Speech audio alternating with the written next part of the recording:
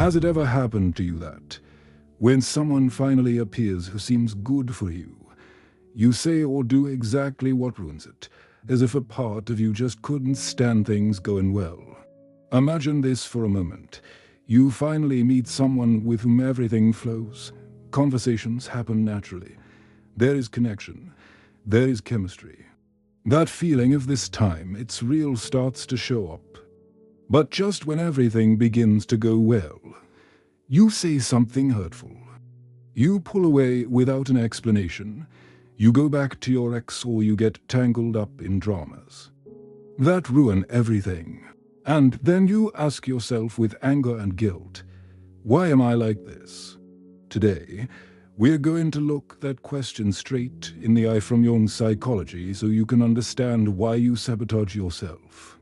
Just when life finally seems to be on your side, and how to start getting out of that maze step by step. I want you, while you listen, to think of one specific situation in your life. Not in theory, not in the abstract. Think of that relationship that seemed to be going well and suddenly twisted. Think of that person who felt almost destined, who came into your life as if they fell from the sky, with synchronicities, signs, messages at the same time, songs. That seemed to be about the two of you, but when things started to get serious, it filled up with silences, absurd arguments, fears, running away. Maybe you were the one who walked away. Maybe it was the other person. Maybe both. The important thing is that you place yourself there, at the exact point where something inside you hit the brakes, just when it looked like you could finally accelerate. Now then, from Jung's perspective, what we call self-sabotage is not that you're weak, bad, or stupid. It's that there are forces inside you that you don't know, that live in your unconscious, and they get activated to protect an image you have of yourself and of love, even if that hurts you. What almost nobody asks is, what part of me gets scared when things start to go well? Who, inside me, feels they don't deserve someone truly loving them, choosing them, staying? Here a key idea comes into play. You are not just one thing. You are not only you making conscious decisions. In analytical psychology, we speak of a visible part, the mask you show to the world, and a hidden part made of wounds, fears, unaccepted desires, and emotional memories.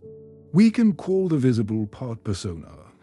It is that version of you that knows what to say, how to behave, what to show in order to be accepted. The hidden part we call shadow, everything you're but don't you want to see. What you learned to hide so that you wouldn't be rejected. What makes you feel shame. What you deny. Notice this, when everything starts to go well in a relationship, it's not only the persona that falls in love, that part of you that says, I want something healthy, stable, conscious. The shadow also gets restless, and it carries another script that's been written for years. Love hurts if I get close. They abandon me. If they really see me, they reject me. If I trust, they betray me. And the shadow is very clever. It doesn't argue with words, it acts. It creates impulses, reactions, silences, explosions. It pushes you to send that passive-aggressive message, to check the other person's phone, to flirt with someone else to feel safe, to set tests, to disappear just when they're starting to really care about you. Up to this point, it might seem like it's simply insecurity. But here comes the uncomfortable part. Many times, when you ruin things just when everything starts going well, it's not only insecurity. It's loyalty to an old pattern. It is as if a part of you were programmed to go back to the same familiar place, even if it's painful. That programming in Jungian language looks like what we call complexes, clusters of emotion, memory and meaning that were formed very early in your life, round and tense, often painful experiences. Imagine a complex as a little self inside you that organizes itself around an idea. I am not enough. If they love me, they control me. If I surrender, I lose myself. If I trust, they humiliate me. Every time a current situation resembles, even a little, that old experience, the complex activates. And when it activates, it takes control of your reactions without asking for permission. That is why you say, I didn't want to react like that, or I don't know what happened to me. Something in your personal unconscious, the level where your experiences, memories, traumas are stored, took the wheel for a few seconds, or minutes, or days. What almost nobody sees is that when you meet someone with whom there seems to be a special connection, many times you're not really seeing that person alone. You're seeing, projected onto them, parts of yourself that live in your unconscious. In Jung psychology, we talk about projection when something internal that you don't recognize, you see outside yourself and place it on another person. We all do this all the time. And in love, it's incredibly powerful. For example, if you are a man, there's an inner image of the feminine inside you, a figure that mixes experiences with your mother, with important women in your life, with stories, movies, cultural beliefs. Jung called this inner image anima. If you are a woman, there's an inner image of the masculine, a blend of experiences with your father, significant men, cultural models. He called that inner figure animus. These images live in the unconscious and create a kind of magnet. We feel irresistibly drawn to people who match, even partially, that inner figure. Here's where it gets interesting. When someone matches that inner figure, the feeling is not I like you. The feeling is I recognize you. That is why we say it is like I've known you all my life. It's as if our connection came from somewhere else. There's something between you and me that can't be explained. And of course, in that kind of bond, synchronicities show up. Small, meaningful coincidences that seem to confirm that there's something destined there. You see songs that talk about you too, repeated numbers, and likely encounters. All of that makes the bond feel not only intense, but inevitable. But here's the point where most people get it wrong. We confuse intensity with health, familiarity with destiny, and projection with conscious love. We believe that because it feels strong and magical, that guarantees it will be healthy. And it doesn't. Sometimes, precisely because it touches your deepest layers, that bond also activates your deepest wounds. And if inside you there is a complex of abandonment, rejection, humiliation, that relationship you feel is destined can become the perfect stage to repeat the same old story. Imagine the scene, things are going well. You feel seen, heard, valued. You start to relax. But at the same time, deep down, a very old voice whispers, this won't last. It's too good to be true. At some point they're going to leave. That voice is not rational. It comes from early experiences where perhaps the person who was supposed to care for you also hurt you, where love came mixed with fear, criticism, abandonment. That is your complex activating. And then, without noticing it, you start doing things that push the other person exactly toward the ending you fear so much. You test, then you become controlling, you explode over small details. You shut down when you most need to open up. The most uncomfortable part comes now. When you ruin it, a part of you, deep down, feels relief. It hurts, but it's a familiar pain. You say to yourself, I knew it. The same thing always happens. See, I'm not enough. You can't trust anyone. That complex, seeing that the story repeated, grows stronger. It's as if it said, I was right. The circle closes. You attract through your projections people who fit your inner script. You live an intense story. Your complexes get activated. You sabotage yourself. and end up confirming the belief you started with. Now then, what does all this have to do with the shadow? A lot. Because the shadow is not just the bad or the dark. It also contains your ability to love more deeply, your authentic vulnerability, your right to be cared for, your real sensitivity. Many people have learned to present a persona that is strong, confident, independent, that doesn't need anyone, while in the shadow remains the part that does long for company, care, tenderness. So when someone shows up who could really see that part, the shadow stirs. Being truly seen is scary. It's like being emotionally naked in front of another person. Notice this. Ruining something that's going well can be, on the unconscious level, an attempt to protect your deepest intimacy. It's like saying, I'd rather lose this now, on my own terms, than risk being rejected once I've given everything. I'd rather drop the rope before feeling it ripped from my hands. I'd rather be the one who runs away than relive the scene of original abandonment. It's not rational, but in the logic of the shadow, it makes sense. Here's what almost nobody sees. Many times, before ruining something, you start seeing in the other person exaggerated flaws, hidden intentions, imagined betrayals. That's projection too. You take your own fears, your own doubts, your own shadows, and you place them entirely on the other. They're definitely going to betray me. They're definitely talking to someone else. They're definitely going to get bored of me. I'm not saying the other person is always innocent. People have their shadows too, but when the intensity of your reaction is much greater than the concrete reality, you're probably seeing your own reflection in an emotional mirror. Imagine the other person as a mirror that shows you not only what you are, but also what you don't want to see. If their doubts irritate you too much, you might be denying your own.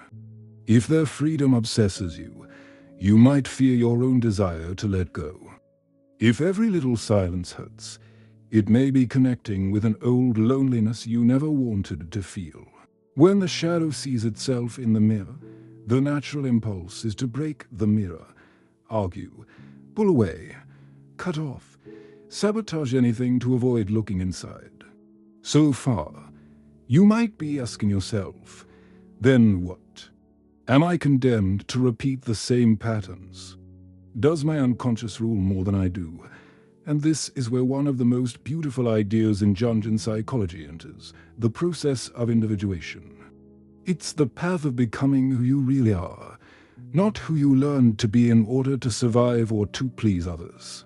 Individuating is about stopping living only from the persona and starting to integrate the shadow, acknowledging your complexes, stopping blind projection and taking responsibility for your inner life. The most important thing is that this doesn't happen all at once or by magic. It's done through small acts of awareness. Every time that, instead of acting on impulse, you can pause for a second and ask yourself, which part of me is reacting right now? What old story does this feeling resemble? Every time you can feel fear, anger or shame and, instead of throwing it onto the other person, you watch it inside yourself for a moment. You're opening a space of freedom. It's small, but it's real. Let's bring this down to a concrete scene. Suppose you're with someone who treats you well, speaks to you respectfully, holds the relationship, but one day they don't reply as quickly as usual. Your body tenses, you feel an emptiness in your chest. Your thoughts shoot off. They're tired of me already. Of course, it was too good to be true. They're already talking to someone else. You could go into saboteur mode, send accusatory messages, disappear to punish them. Look for someone else so you don't feel vulnerable. Or you could do something different, recognize the complex that got activated. At this point, a simple but powerful exercise is to tell yourself inwardly, something in me feels it is about to be abandoned. This feels like other times in my life when they stopped replying to me, when they made me feel like I didn't matter. It's not just this person. I've felt this before. By doing that, instead of seeing the other as the enemy who hurts you, you see yourself as someone carrying a wound. And instead of attacking, you can communicate. Hey, when you don't answer, a part of me gets very anxious. I know it's something of mine, but I need to tell you. That simple difference is a huge step toward individuation. Here comes the practical package you can apply in the next 24 hours if you want to start stopping the tendency to ruin what's going well.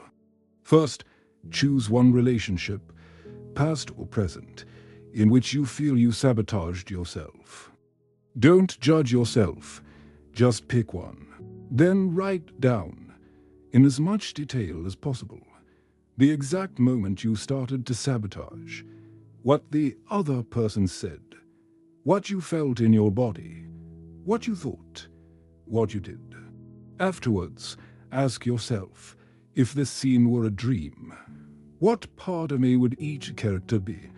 Notice if there is a scared boy or girl, an inner judge, a savior, a persecutor. This will help you see that the intensity did not come only from the present, but from your personal unconscious. Second, during today or tomorrow, when you feel you're about to act on impulse in an important conversation, sending a hurtful message, leaving them on read, creating a scene to test the other, take a 90-second pause. Yes, just 90 seconds. In those seconds, name what you feel: fear, jealousy, shame, humiliation. Say it quietly. I feel afraid. I feel jealous. Acknowledge that it's yours. Then ask yourself, is this person really doing all this to me, or is this coming from further back?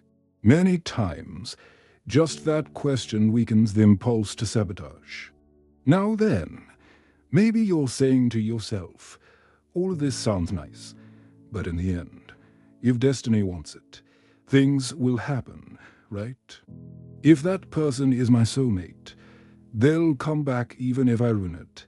This phrase is very common. If it's meant for me, it will return. And yes, sometimes life does bring people back when both have changed. But notice this. Many times we use the idea of destiny to avoid taking responsibility for our patterns. We turn destiny into an excuse not to look at our shadow. We say it didn't work because they weren't my soulmate, when in reality there was self-sabotage, fear, escape. From the Jungian point of view, destiny is not a capricious force that arbitrarily decides your romantic fate. It's the way your unconscious and external circumstances dialogue to push you toward your development. That means that even the relationships you feel are destined but end painfully can be part of a larger process that pushes you to become aware. Synchronicities, those meaningful coincidences, are not there just to confirm that someone is the one. Sometimes they're there to draw your attention to a pattern.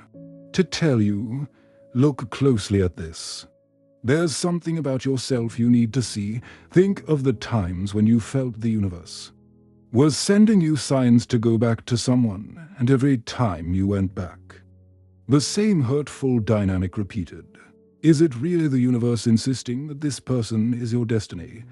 Or is it your shadow insisting that you replay the same script until you notice? The most important thing is that you start distinguishing between a connection that helps you grow and a pattern that keeps you stuck in a loop.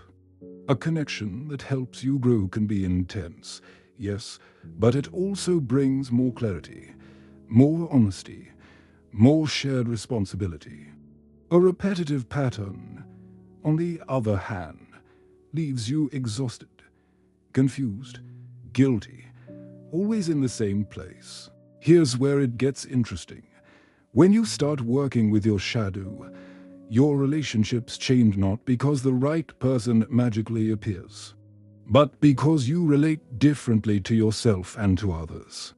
You stop idealizing so much, projecting so much, demanding that the other person fill all your empty spaces. You become more capable of tolerating frustration, waiting, disagreement. You no longer need to ruin something that is going well to feel you're in control, because you feel increasingly at home within yourself. Let's talk for a moment about the persona, that social mask we all wear. In many cases, the persona you carry in your relationships is designed to prevent an old wound from happening again. If you were heavily criticized as a child, your persona might be very pleasing, someone who never says no. If you were abandoned, your persona might try to be perfect so no one will have a reason to leave. If you learned that showing emotion was dangerous, your persona might be cold, distant, always fine. The problem is that when someone really gets close, that persona starts to crack, and what's behind it begins to show: insecurities, neediness, fears. At that moment, a healthy option would be to show yourself as you truly are and see if the other person can hold that with you. But if your experience says, when I show myself, I'm rejected, you activate the fight-or-flight mechanism. That's where you ruin it. You argue over small things. You create chaos. You become someone you're not, or you leave without explanation. It's like throwing a mask on the floor, but instead of showing your real face, you run out of the room. And then you say, see, nobody really knows me. But in reality, you were the one who didn't allow yourself to be known. What almost nobody asks is, what would happen if this time, when you feel like ruining everything, you stay a little longer? I'm not talking about staying in relationships where you're mistreated, that's something else. I am talking about those moments when you are simply terrified that the relationship will keep moving forward. What would happen if instead of disappearing you said, I'm getting scared, part of me wants to run, but another part of me wants to stay and see what happens? That small confession, made from vulnerability and not from accusation, can open a completely new space. In analytical psychology, we also talk about the collective unconscious, a deeper layer where the great patterns of humanity live, the archetypes. In your relationships, not only your personal story is at play, but archetypal figures also get activated: the lover, the victim, the persecutor, the savior, the orphan, the traitor. Sometimes, without realizing it, you identify with one of these roles and push the other person into the opposite one. If you are the savior, you need a wounded one to rescue. If you are the victim, you need an aggressor to blame. These dynamics are intense, but not necessarily healthy. Notice this: ruining what is going well can also be a way of keeping alive an archetype you identify with. If all your life you've felt like the person who is always disappointed, it can be hard to accept a relationship where there is no disappointment, because it dismantles the role you've played for years. So, without wanting to, you create the disappointment yourself in order to remain loyal to your inner character. You break the promise, you betray your word, you test the other person over and over until eventually, tired, they respond as you feared. And there you can say, I knew it, always the same. The most important thing here is to start seeing your patterns as stories your unconscious is trying to close, not as inevitable curses. Every time you ruin something, there is a part of you that wants to avoid pain, but another, deeper part that wants to show you where you still hurt. If you can listen to that part instead of fighting it, self-sabotage becomes information. You stop being just the character who always fails in love and become someone who is starting to understand why they keep acting out the same scene. Let's do a small reframing now of some typical inner phrases you might recognize. The first, if they leave my life, it's because they weren't meant for me. Jung reframe. If they leave my life, It is an opportunity to look at what part of me chose this relationship and what pattern I was repeating. Destiny also works through losses to show me something about myself. Second phrase, I always end up ruining everything. Reframe, there are parts of me that still don't know how to receive love in a calm and healthy way. When they activate, I act from fear. It's not that I'm a mess. It's that I have wounds that need to be seen and worked on. Another very common phrase, he or she is my other half. Without that person, I'm nothing. From the Jungian viewpoint, this is a dangerous trap. There is no half soul lost up there in the world. What there is a part of you inside that you haven't integrated and that you project onto someone outside. It feels as if the other completes something you lack. But what almost nobody sees is that the real task is to reclaim that part within you. When you start relating to your own anima or animus, that is, your sensitivity, your intuition, your capacity for action, your inner strength, you stop asking the other person to carry your whole heaven and your whole hell. Now then, you might be wondering, and how does all this translate into concrete decisions? What do I do with this the next time I meet someone? We can sum it up in one image. Imagine that each new person who enters your love life is carrying a mirror and a key in their hand. The mirror shows you something about yourself. The key can open a new room in your inner world, a part of you you didn't know.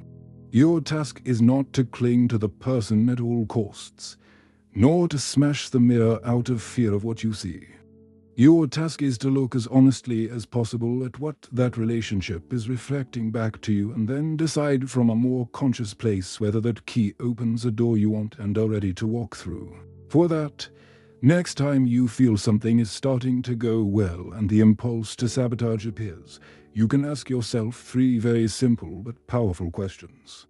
First, what am I really feeling right now, beyond what the other person is doing? Second, what story from my past does this feeling resemble?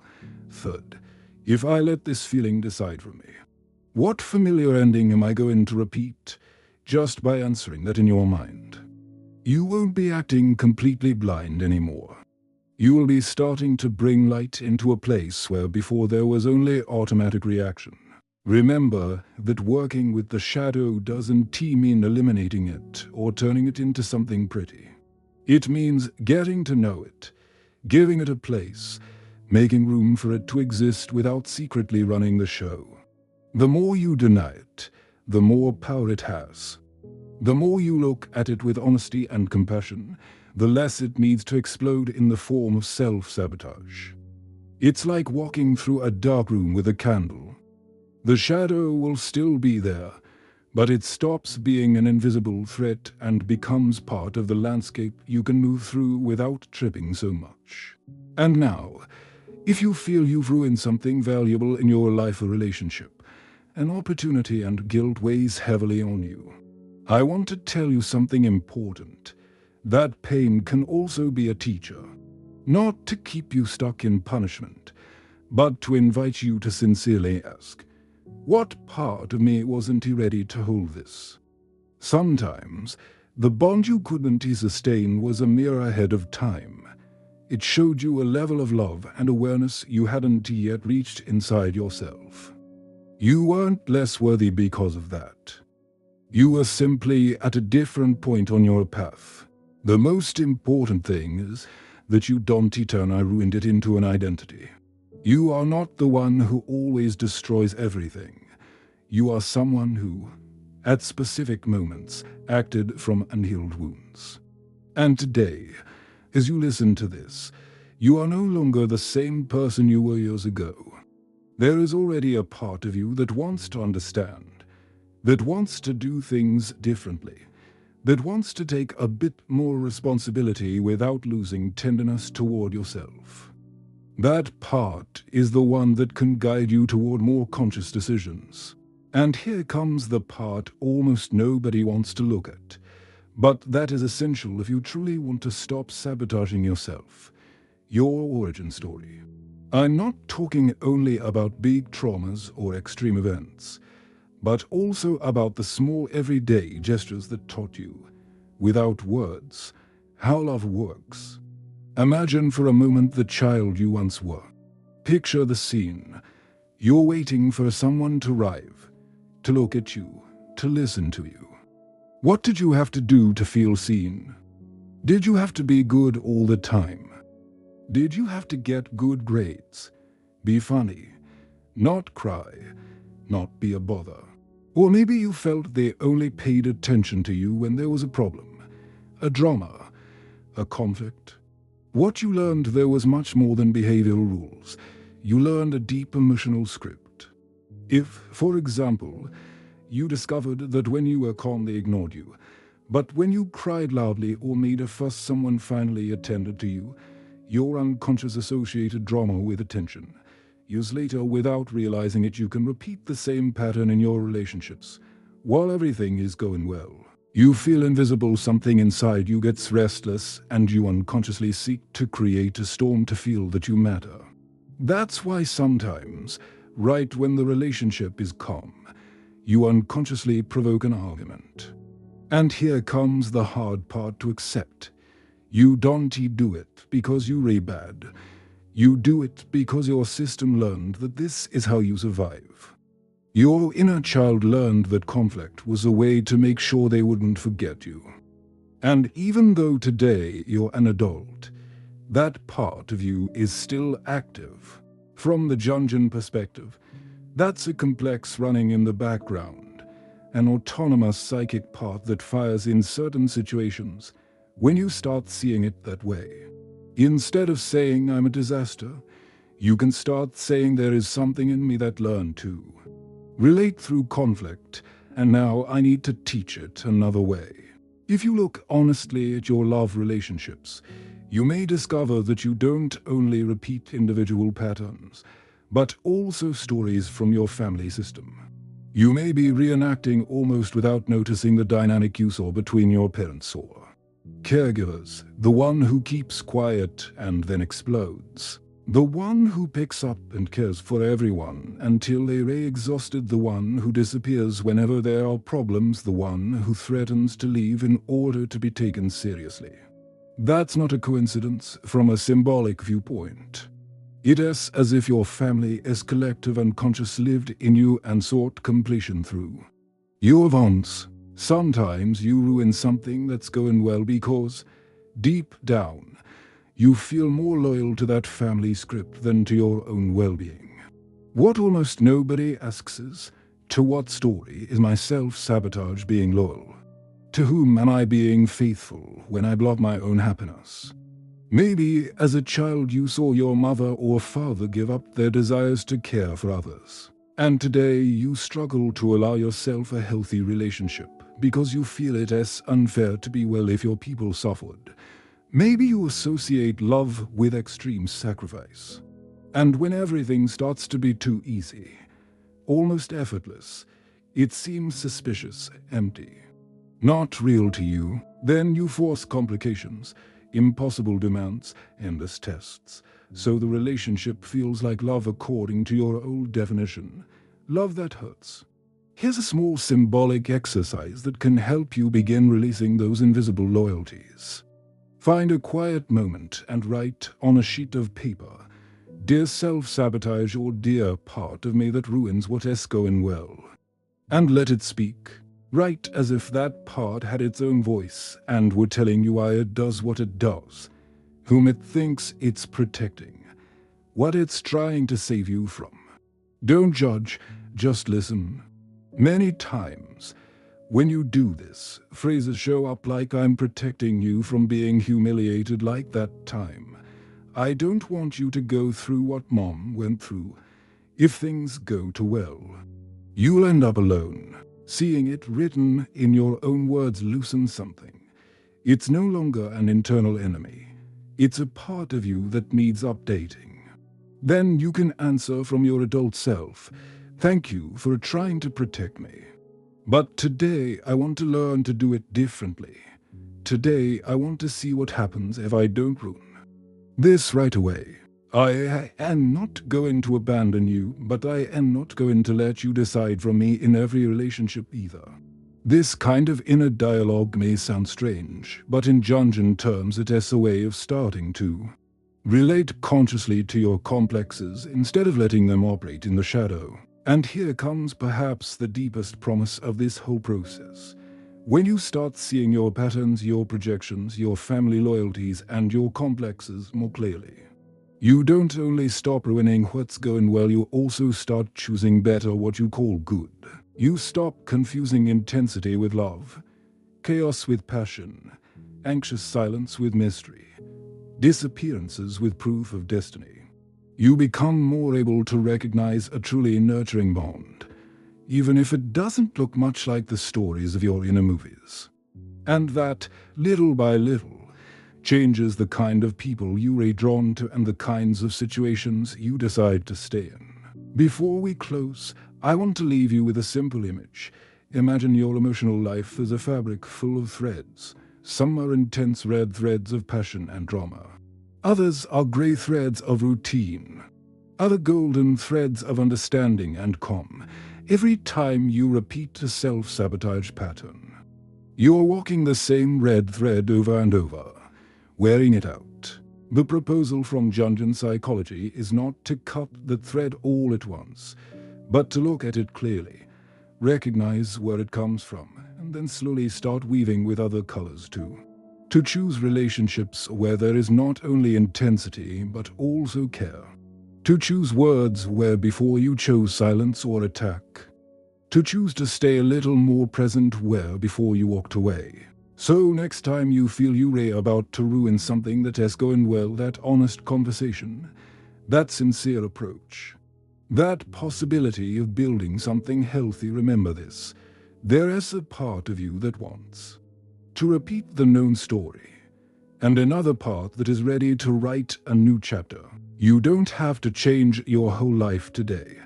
You just need to make one small, different decision in the next critical moment. Maybe it's taking a breath before answering. Maybe it is saying I am afraid instead of I don't care. Maybe it's asking for time to think instead of cutting things off at the root.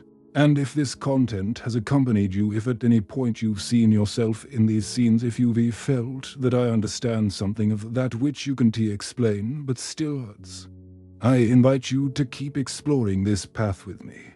We're going to keep talking about shadow soul destiny, about those coincidences that are not so random, and about how to use all of that not to stay prisoners of patterns that break us, but to walk with a bit more awareness each time toward deeper, freer, and more truthful relationships, starting with the relationship you have with yourself.